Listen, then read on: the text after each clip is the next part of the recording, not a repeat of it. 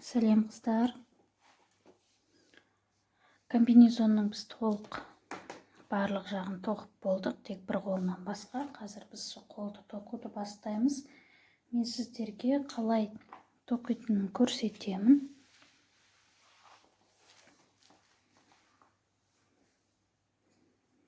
Қолды тоқу үшін не істейміз? Жіпті алып аламыз. Одан кейін қараңыздар. Айналдырып тоқитын боламыз қолды. Ешқандай тігудің де керегі жоқ болады. Мінекей мына жерден бастаймыз да қолтықтың астынан. Осылайынан петляларды жинап алып, тек осылай тоқи береміз. Қазір мен сіздерге көрсетемін.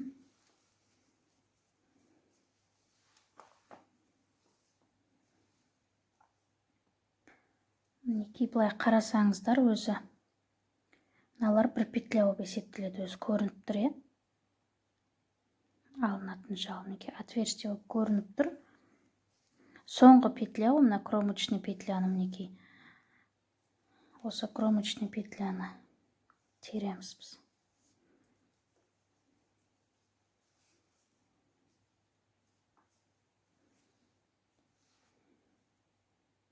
Әрқайсысына мінекей кіргізіп, келесіне кіргіземіз.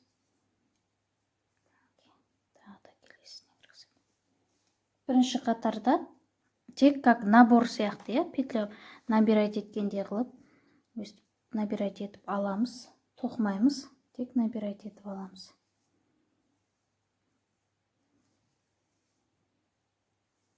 Келесі қатардан бастап тоқитын боламыз.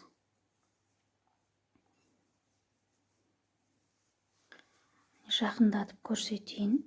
Өзі мінекей мынандай әдемі болып жабылып тұр петлялар. Бір кромочный петля ғой, басында кромочный петляны тоқуды бастаған кезімізде тоқымаймыз да, соң жағында изнаночный теріс тоқитын едік қой. Сол теріс тоқыған кезінде осындай әдемі болып шығады. Енді біз петляны теру үшін осы әрқайсысына спицаны кіргізіп аласыз да, әр жағынан іліп шығарасыз.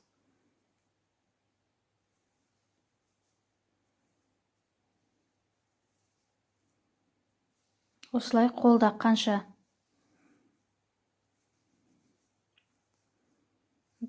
петля бар, соның барлығына кіргізіп шығарасыз.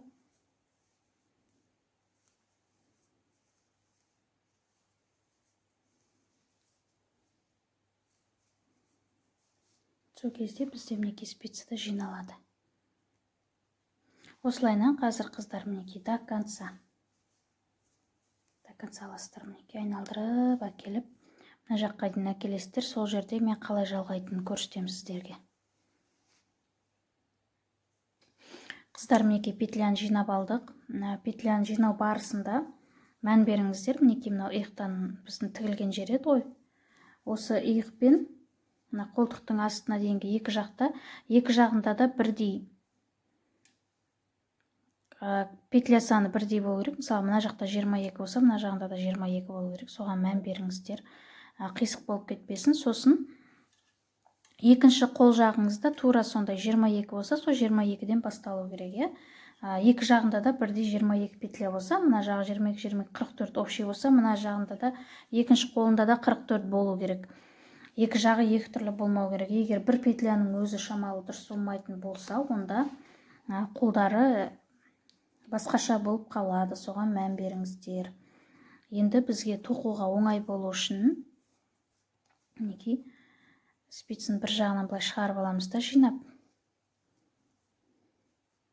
Magic Club деп аталады бұл әдіс. Сиқырлы әдіс дейді, әркім әртүрлі айтады. Енді қараңыздар. Мына жағынан да бір екеуін шамалы шығарып аламыз. Егерде тоқыған басын бүлгілеріңіз келсе, мінекей мына жақта сіз петля бастадыңыз ғой. Міне басын бастағанда осындай жіп қалады. Бұл жіпті ешқайда байламаңыздар, тура осылай тұра берсін. Тоқып болғаннан кейін соңында бұларды жасырып тастаймыз. Осы жіп тұрған жерлеріңіз сіздерде тоқудың басы болып табылады. Егерде олай есептей алмайым десеңіздер, онда мына жерге маркер салып қойыңыздар. Сонда белгілі болады, қай жерде тоқып жатқандарыңызды, яғни бір қатардың бітіп, екінші қатар басталып жатқанын біліп отырасыздар. Қазір біз Келесі қатарды теріс тоқимыз, себебі платочная вязка деген, біз айналдырып тоқыған кезінде бір қатарын оң, бір қатарын теріс тоқимыз.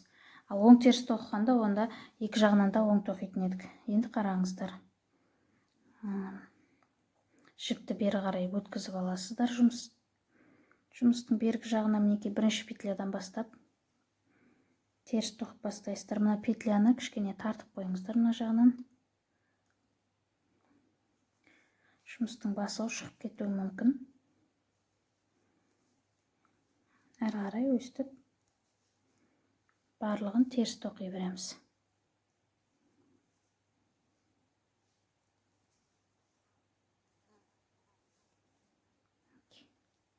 Жұмыстың бергі жағында, жұмыстың жіпте бергі жағында және бергі жағындағы стенкасына спицаны кіргізіп, жіпті іліп алып отырамыз. Яғни теріс тоқу, қарапайым теріс тоқу.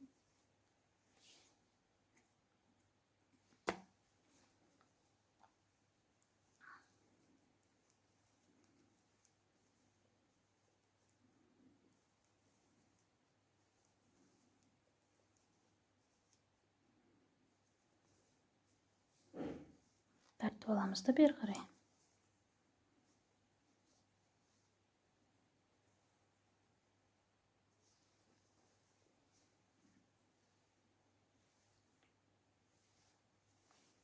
Келесі бетін тоқимыз. Тура жаңағыдай.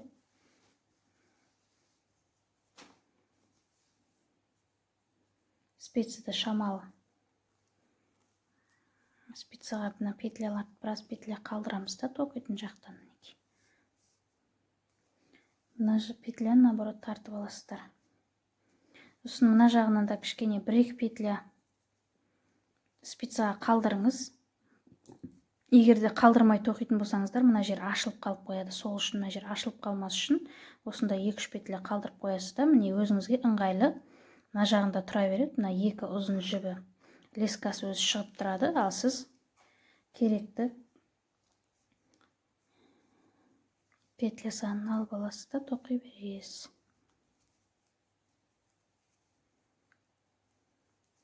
Осылайша қатардың соңына дейін теріс тоқимыз. Келесі қатарды оң тоқитын боламыз. Яғни қолды тоқыған кезінде бір қатар оң, бір қатар теріс тоқып отырамыз.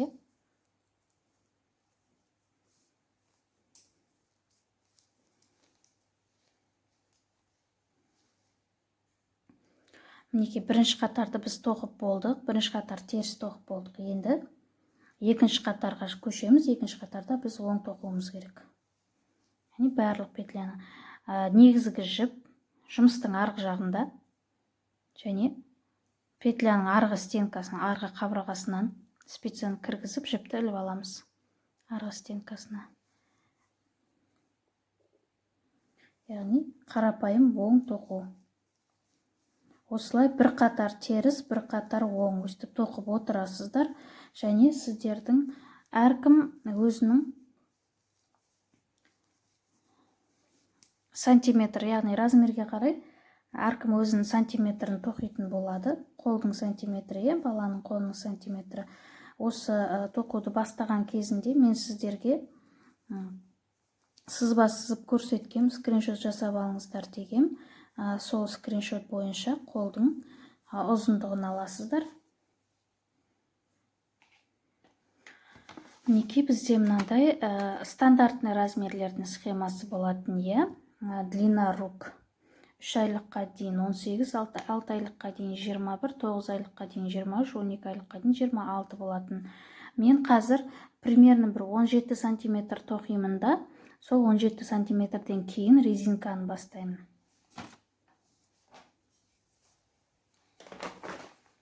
Мысалға, менің немде қарасаңыздар, бұл где-то 17-18 сантиметрге дейін келем да, сол 17-18 сантиметрден кейін резинканы тоқып бастаймын. Резинкамен менде қазір 27 сантиметр болып тұр. Негізі 21-23 сантиметрдің аралығында болу керек, бірақ енді мынау қол қайырылғаннан кейін өздеріңіз көріп отырсыздар, бұл қысқарады да, сол кезде менде 23 сантиметр болып тұр. Мінекей 6 айлық 9 айлықтың аралығындағы 23 сантиметр. Сіздер өздеріңіздің размерлеріңізді алатын боласыздар. Әрі қарай жаңағыдай оң теріс қып тоқи бересіздер. 17 сантиметр сіздер сол мысалға мен 17 сантиметр тоқып, әр жағында тағы да 17, менде 27, 10 сантиметр, 17-тен кейін 10 сантиметр резинка тоқим. Ол 10 сантиметр тағы да айналдырған кезінде қысқарады, сөйтіп 23 сантиметр болады. Сондықтан сіздерде бір 10 сантиметр, егерде размер шамалы қысқа болатын болса, 3 айлық пен 6 айлық аралығында